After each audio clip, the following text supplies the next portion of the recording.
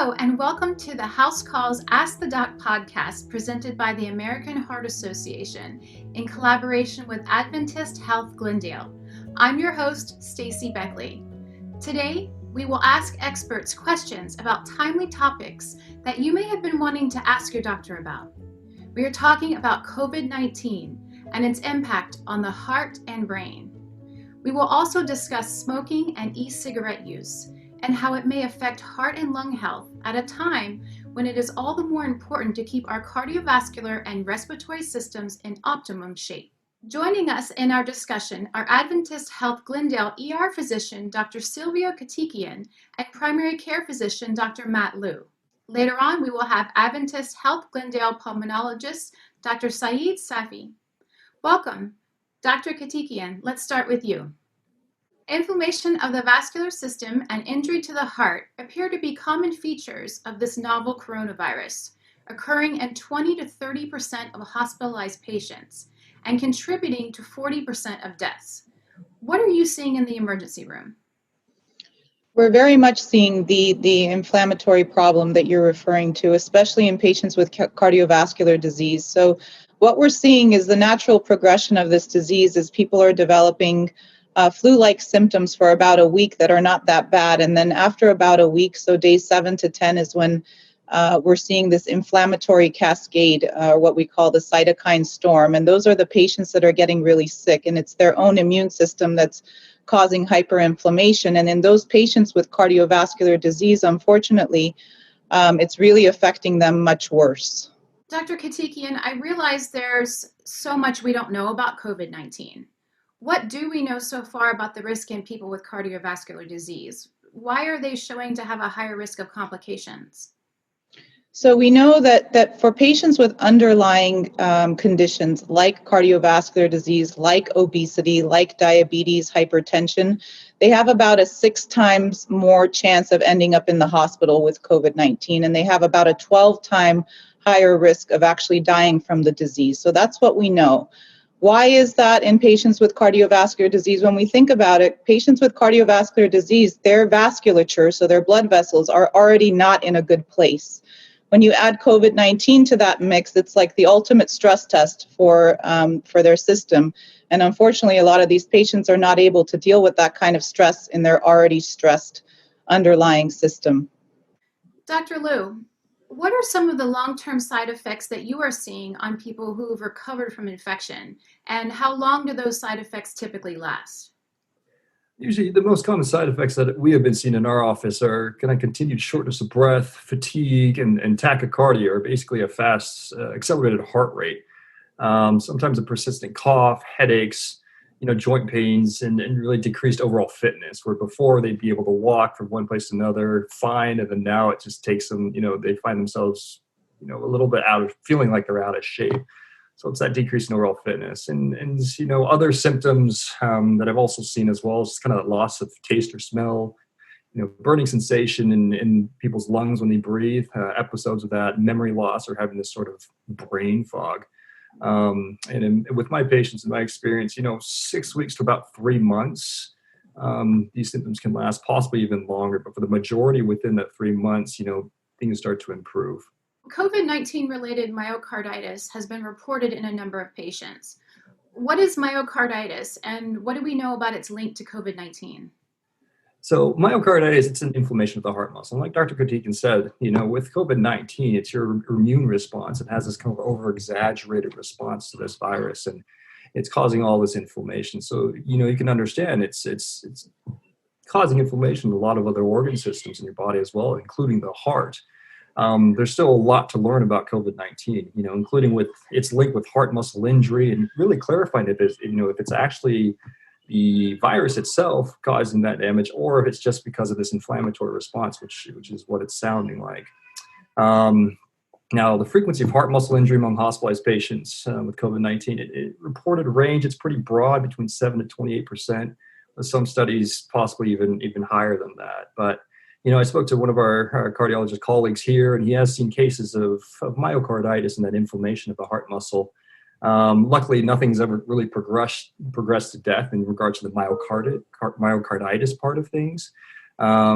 But he is finding a couple things, for instance, on an echo, they kind of show a slight reduction in the ejection fraction, or basically it's just the efficiency of how well your heart's able to kind of pump blood to the rest of your body. So maybe see a slight reduction in that, some fluid around your heart as well due to the inflammation, some mild increase in troponins, which is basically if there's, heart damage or inflammation, your body releases troponins in your blood.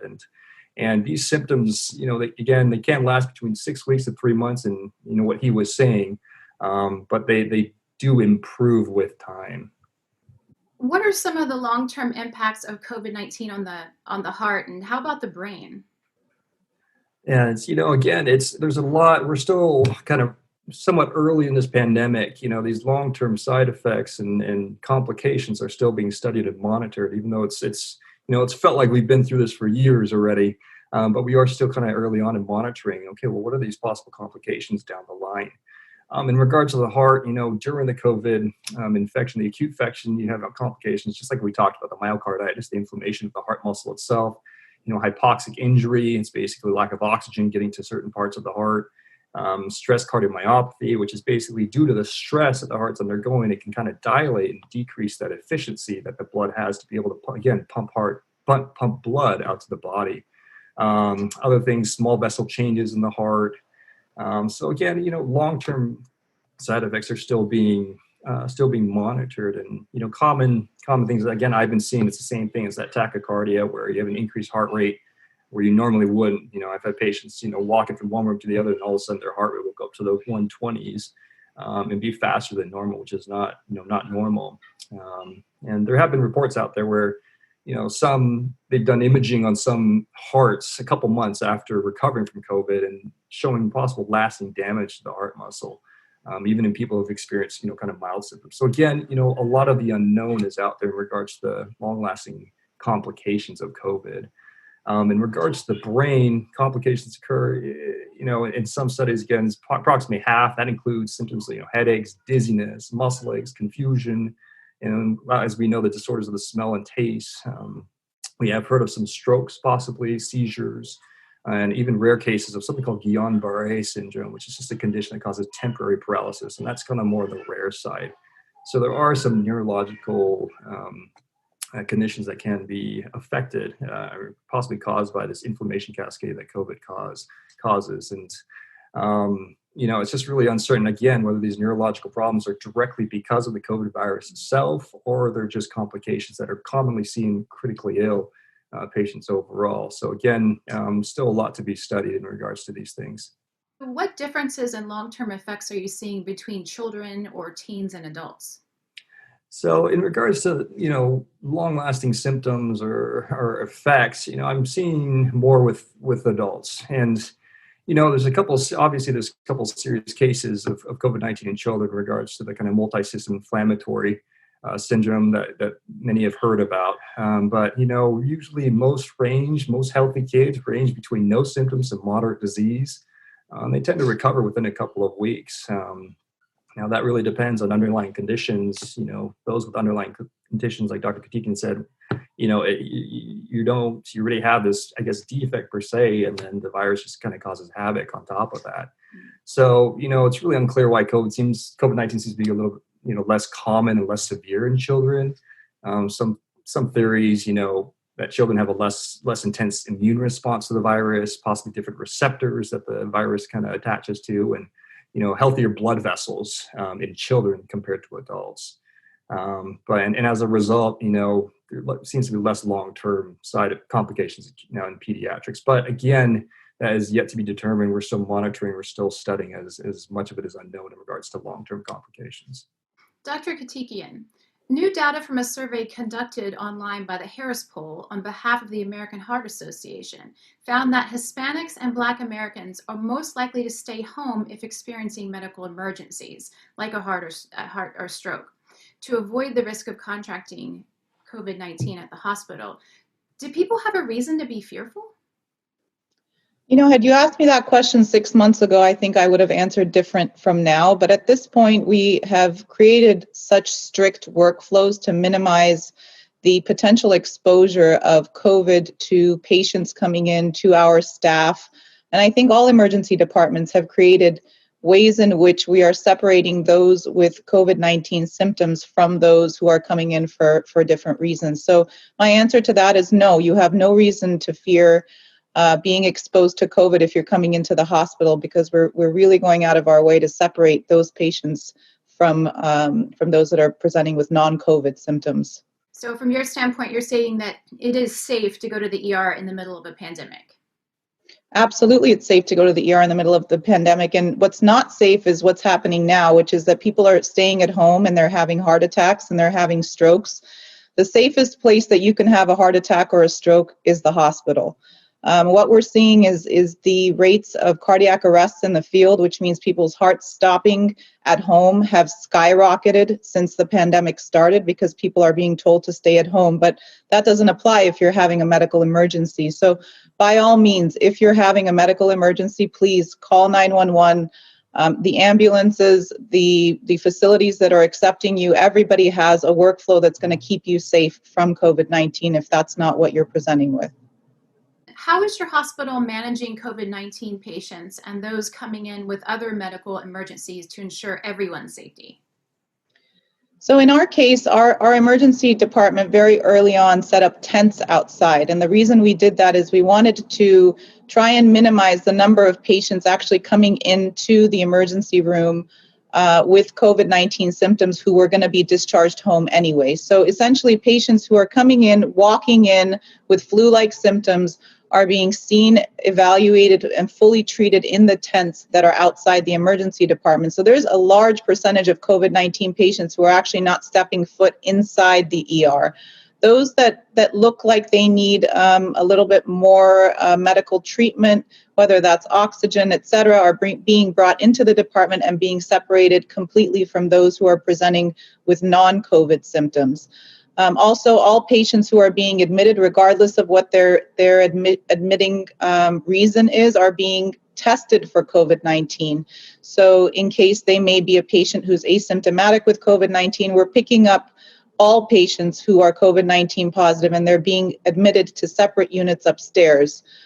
So there's a true separation of those patients with the COVID-19 symptoms and without. Dr. Liu first, then Dr. Kotikian. To both of you, can you share a tip or two for our listeners to help keep their body healthy and strong against COVID-19?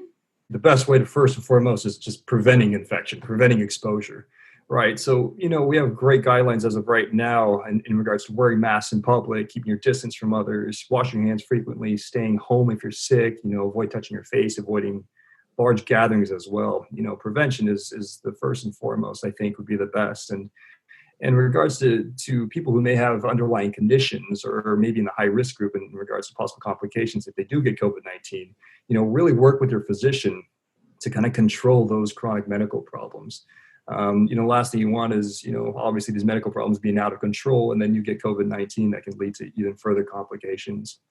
And I absolutely agree with what Dr. Liu said, and I echo all of that. And I would just add that I think the best defense that we have against COVID-19 is our own immune system. So to essentially ensure that your immune system is at its optimal. So that means exercise, that means eating the right fruits, vegetables, whole grains, getting enough sleep, managing your stress. All of these things affect people's immune systems. So to ensure that your immune system is at its optimum, just in case those preventative measures that you take don't pan out.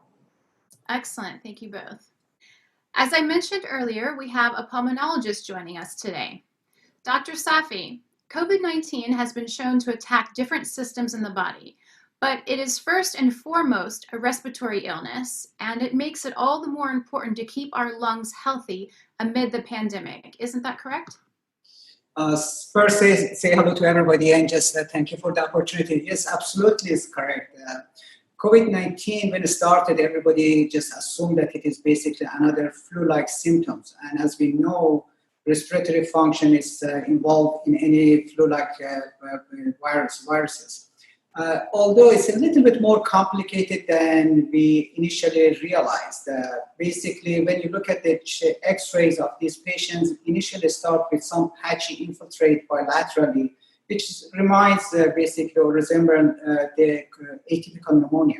But as time passes by, it's gradually these infiltrates become more prominent, and the patient develop full-blown, what we call it ARDS, or adult respiratory distress syndrome. To add to that, this complexity, this patient has an entity that we call it microthrombosis, which is basically involve all small blood vessels in the human body, including the pulmonary vascular structures. So it could cause what we call it pulmonary embolism or blood clots in the lungs, which adding up all of these ones together cause a severe respiratory dysfunction or hypoxemia. Unfortunately, many of my patients are the most difficult part of this COVID-19 process for them is hypoxemia or respiratory distress. How does COVID-19 affect the lungs? As I said, it is just basically simply is a atypical pneumonia. It means that the virus is going to go down to the basically respiratory tract and involve both lung parenchymas, and it's created a pneumonia. But it causes inflammation in both lungs, which is basically overwhelming the lungs with loss of congestion and inflammation. And when it happens, because the lungs does not have the good possibility of to aerate the lungs, then it goes to significant hypoxemia. What risks do smokers face from COVID-19? Well, always I tell my smoker friends that when you have a healthy lungs and something happens, the lungs is like, just if I want to put for lack of any other analogy, it's like a 12-engine cylinder car. So if you lose 4 of that for any reason, still the car could go very well and just take you to the destination. But if you lost it already 4 or 5 cylinders due to smoking or any other basically disease, and on the top of that you have some overwhelming infection like a COVID, then there is no room for any basically compensation. And that's the most important part. If you already have a bronchitis, if you have a COPD, if you have an emphysema, that all of these are related to smokers, and then now on the top of that you have severe infection like COVID-19, then the chance that you end up on the ventilator is going to be much higher than anybody that has a healthy lung. If smokers are more vulnerable to severe and potentially life-threatening cases of COVID-19, based on what we know today, is it reasonable to suspect that if you used e-cigarettes or vape, you are also putting yourself at an increased risk of getting a severe case of the disease? Absolutely. And I'm going to add actually a little bit more to give you a scenario of how it could just affect even the way that we don't even basically think about that. First of all, any type of smoking damage your lungs. So it's very natural that we know that, okay, so if you kind of have infection like COVID, you could just get worse. But now let's go to sort of scenario that you have a few teenagers sitting around and they are basically smoking e-cigarettes.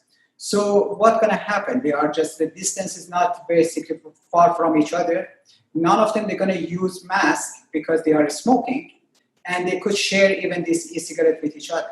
So any of these basically situation could just pass the infection to each other much easier than somebody that is not a smoker. So you somewhat answered my next question a little bit. We've been hearing a lot about flavored tobacco use among youth, and a recent survey released by the Centers of Disease Control and Prevention and the Food and Drug Administration showed that disposable e-cigarette use by high school students increased approximately 1,000% in 2019 to 2020. Why should this be a concern for parents in our community, especially in the time of COVID-19? Yeah, that is a kind of basic epidemic among the teenagers and young adults. Particularly these flavors, they are giving a sense that they are not smoking really, which is not the case. Also, e-cigarette is sort of the thing that doesn't have a chance of to give them cancer. It's again another basic misnomer. And as I mentioned before, most of these teenagers, even before we have the COVID-19, we had few cases that because of vaping and because of the oil that it was in the e-cigarette, they put them in a severe respiratory distress, and some of these teenagers died in the different parts of the United States because of using vape. So that by itself is a life hazard, even if it was not COVID-19. Advocates argue that flavored tobacco is a good way to help people quit smoking. What's your response to that? Absolutely, it's not correct. This is one of the other misadvertisement that they said that this is the case. That's actually the gateway to real smoking and other drugs. And it was proven that most of the teenagers or any young adults start with e-cigarette and end up with basically real smoking. So if I was a teenager saying, is vaping healthier than smoking? And then, what's the harm if there's no smoke or tar? As I said before, the oils that is in some of these e-cigarettes and vapings, it could just cause much more severe respiratory distress. And sometimes they put them in ARDS, which could be just cause their life. Some doctors are saying that current pandemic could be an opportunity for parents to help their children quit e-cigarette use, which is so pervasive among teens that the U.S. Surgeon General has, as you said, called it an epidemic. What are some effective ways of quitting cigarette smoking and e-cigarette use? The first part of that one is awareness of the danger that they could deal with it. That means that they understand that really smoking e-cigarette is equal of just smoking cigarettes, and the addiction could just come with the nicotine, nothing else. Like any other drugs or any other basic habits, needs a good, very clear, straightforward talks. Means that you're going to just give the facts that what is going on, and then basically discuss that one with the teenager. So what specifically should a parent do or can do if he or she thinks his child is smoking or using flavored tobacco? Its confrontation is the first part, that just to get the fact that is straight, that is the case. And as I said, you can just discuss all the facts, and there's basically a problem that it caused the e-cigarette or any type of habits could cause that one. The fact that it could be the gateway to the other drugs should be just considered. And we should understand that peer pressure is one of the other reasons. So as long as you are working on your own teenager or your young adult, you have to work on the friends too. And that's the most important part too. Just you have to be sure that there is no peer pressure there. Absolutely. Why is it important to keep our lungs healthy, especially during the pandemic? And what tips do you have for people to keep their respiratory system healthy? Well, it is especially this situation that we are dealing with right now. It is extremely important that the people that could have a healthy lifestyle. And I should say that it's not just the lungs alone. I see that most of the patients that I know that they are not doing good. They are the patients that they are either deconditioned, morbidly obese, have a diabetes, or unhealthy lungs. I had recently a patient that is a professional, basically baseball player, and he had the worst case of COVID that I would imagine. The lungs were really, really inflamed.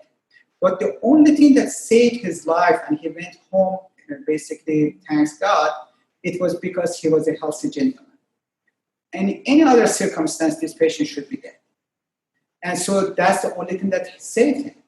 So that's the most important, that everybody understand that what you are doing now, it could affect how you're going to deal with this kind of pandemic with the COVID or any other pandemic in the future. That's it for us today. I want to thank our guest experts, Dr. Kotikian, Dr. Liu, and Dr. Safaee for joining us. We hope you learned something valuable from our discussion. I know I did. On behalf of the American Heart Association and Adventist Health Glendale, stay safe, be well, and be healthy for good.